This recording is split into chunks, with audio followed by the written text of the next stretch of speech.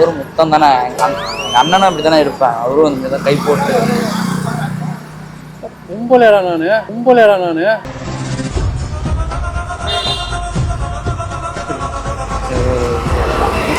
நார்மலாடு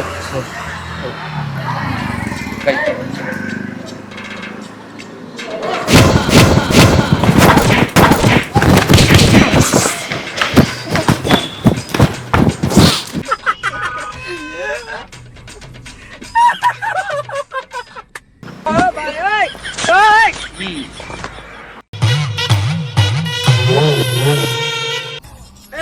இங்க வராதே.